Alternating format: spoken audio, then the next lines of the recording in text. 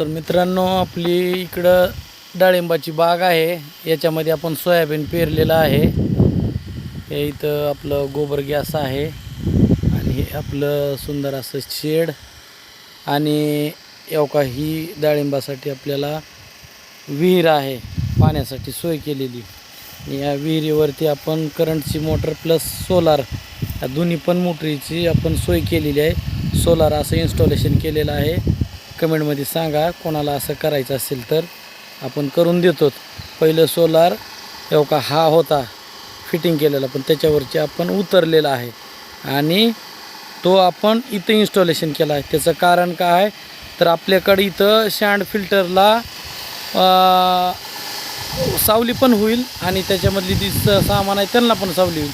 तर आपण का पृथ्वीराज फिल्टरचा आपण एक फिल्टर घेतलेला आहे slurry filter, Prithviraj slurry filter, जे आमचे नाईक नवरे साहेब सोलापूरचे आहेत.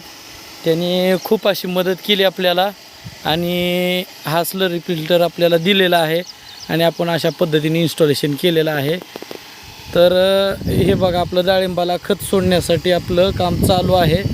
तर हे असं वरतून नाही का बॅरेलवरती बॅरेलमध्ये पडतं आहे जीवामृत.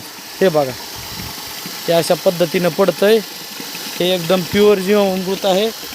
ते पिलं तरी काय होत नाही, इतकं स्वच्छ आणि एकदम आपल्या आरोच्या पाण्या इतकं आरोचं पाणीच म्हणा की त्यात काय बदल होणार नाही, इतकं स्वच्छ आणि एकदम क्लीन होऊन येतं. आणि आपण अशा पद्धतीने ते STP लावलेलं आहे.